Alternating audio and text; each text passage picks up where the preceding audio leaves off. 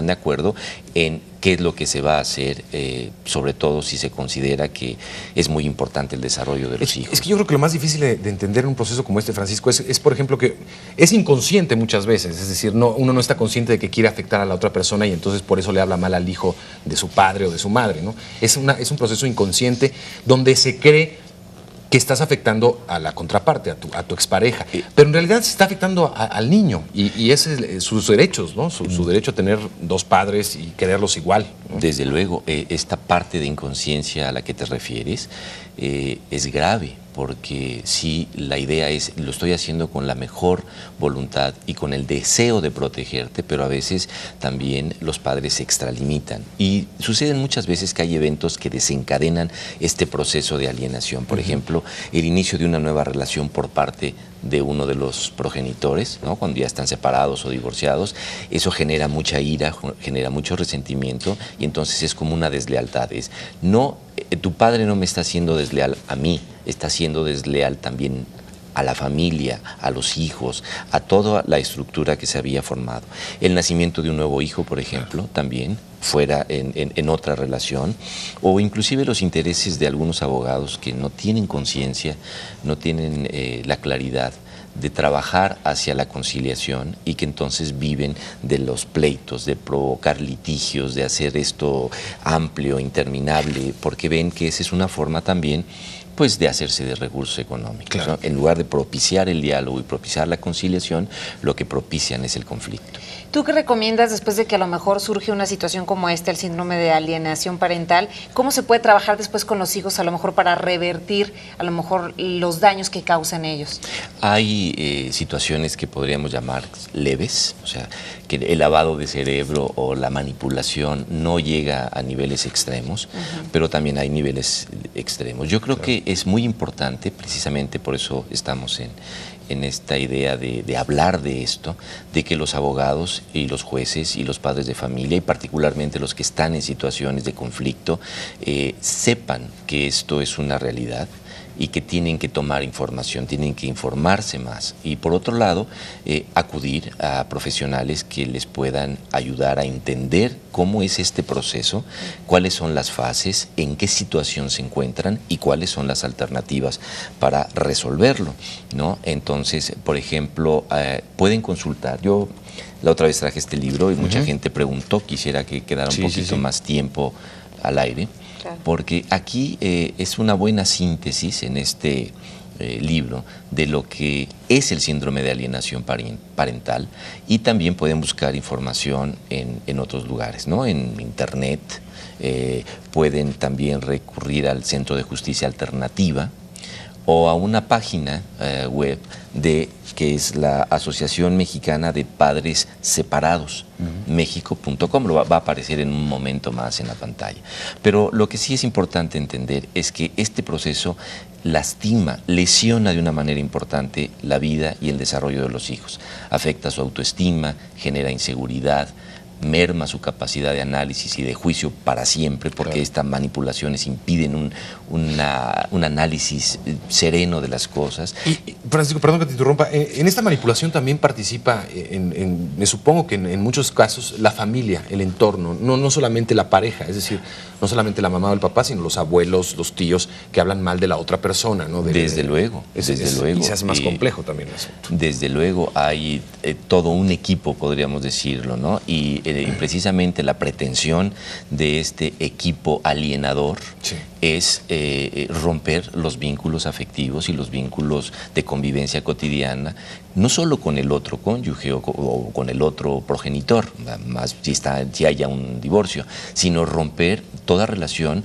con lo que el otro progenitor representa, es decir, sus padres, sus hermanos, sus sobrinos, es decir, romper porque se considera que le puede hacer daño o que me están haciendo daño. Entonces, las personas que están en uno o en el otro lado, siendo que seas un padre alienador o alienado, creo que deben de acercarse a profesionales de la psicología y a profesionales del derecho que les puedan ayudar a entender, porque primero que nada tienen que entender en qué momento y circunstancias están.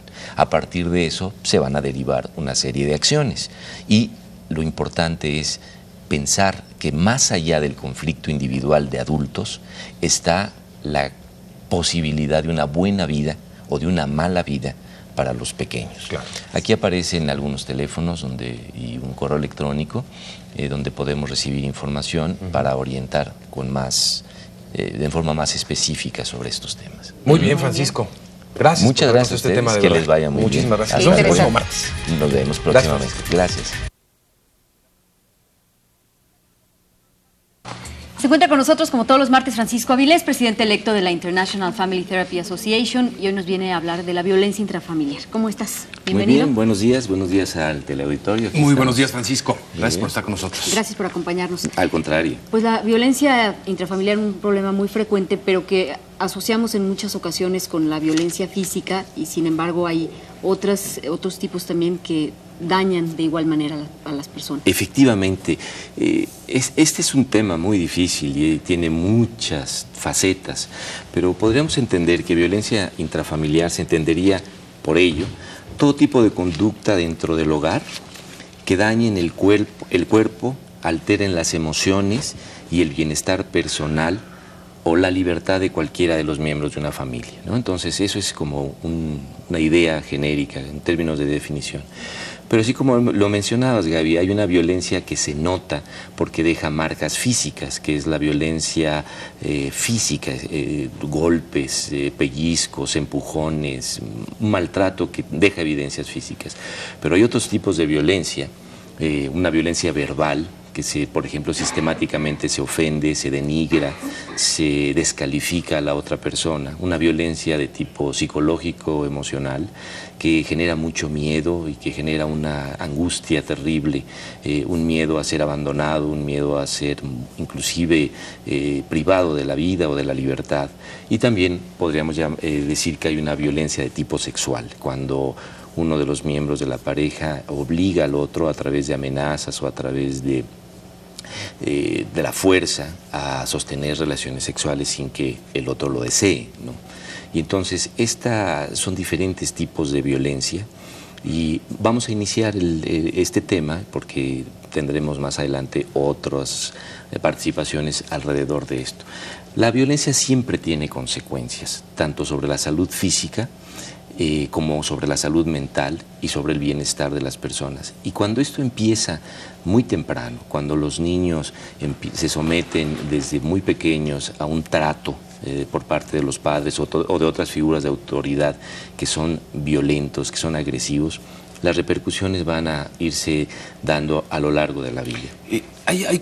Aparentemente uno pensaría que cuando un niño recibe violencia en su entorno familiar, cuando es grande, trata de evitar eso y dice, bueno, yo no le voy a dar esto a mis hijos, pero no es así. Vaya, se replican estos patrones. ¿Por qué se da esto? Es un aprendizaje, fíjate, es un fenómeno muy interesante porque normalmente las personas violentas en su etapa adulta fueron niños maltratados.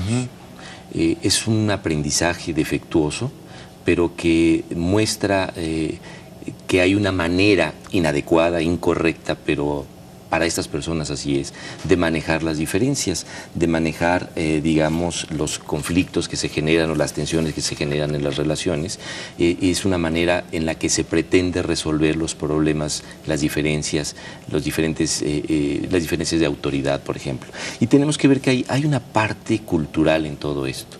Todavía no hace mucho, y en algunos lugares en nuestra sociedad, en México, esto es común. Por ejemplo, ser hombre significaba imponer la autoridad, había que imponer la autoridad, ser el que manda, tener el poder para hacer y decidir, ser el proveedor económico de la familia con un trabajo más duro, arriesgado y peligroso, tener un desempeño sexual alto, es decir, siempre estar dispuesto con las mujeres y reprimir la expresión de emociones, sufrimiento. Y eso era, digamos, ser hombre, ¿no?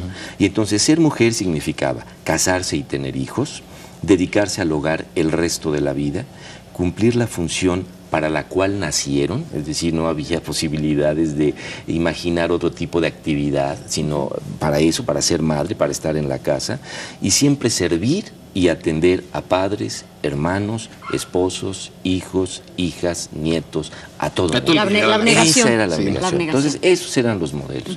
Cuando las personas no van incorporando a través de la educación otros modelos, entonces pretenden imponer los modelos tradicionales. Entonces se habla mucho de esta violencia del hombre hacia, en principio, hacia la mujer y hacia los hijos, como una manera de mantener su autoridad, de mantener su poder y de ser el que manda, el que dirige, ¿no?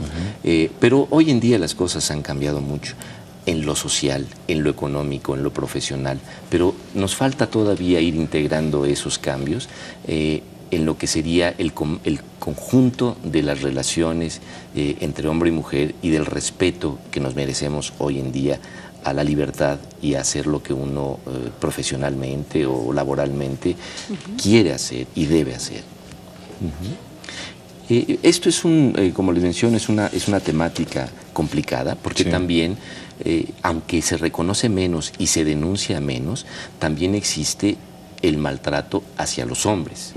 De eso vamos a hablar en una próxima emisión, porque maltrato vale la psicológico pena. también. Un maltrato físico, maltrato psicológico, maltrato o abuso sexual también, con un ejercicio del poder que algunas mujeres ejercen sin mucho cuidado y sin... porque hay el modelo de poder y el modelo de someter al otro de repente cambia de género, aunque tradicionalmente en la mayoría de los casos sigue siendo así, el hombre es el agresor, pero también actualmente vamos viendo que hay más denuncias y más preocupación con respecto a la violencia de las mujeres hacia los hombres. Vaya, no hay un equilibrio entre los géneros y más parecería que cuando la mujer adquiere ese poder económico, incluso hay una masculinización en su forma de ser. En ¿no? esos más aspectos negativos sí. tradicionales de rol, efectivamente, así se va dando. Entonces vemos que de repente hay cuestiones de género muy marcadas, pero hay otras que tienen que ver con el uso y el abuso del poder, ¿no? Y entonces también hay, por ejemplo, hay mamás que consideran que golpear a los hijos o gritarle a los hijos es una forma de educar. Yo quería preguntarte eso porque es algo que ves con mucha frecuencia, ¿no? Que los papás evitan la nalgada o evitan, pero ¿de qué manera? O sea, tratan de establecer estos límites y llega un momento en que, bueno, pierden el control y sale la nalgada, el grito a los niños, ¿no? ¿Cuáles son esos límites que no se deben rebasar? O uno idealmente pensaría, como dice Mario, ¿no? Que si fuiste una persona maltratada, nunca lo voy a hacer con los hijos, pero bueno, somos seres humanos y finalmente puedes caer en una situación así. Yo creo que esto es algo, como lo mencionas, como es de seres humanos y todos somos seres humanos, todos podemos estar propensos en algún momento a perder el control.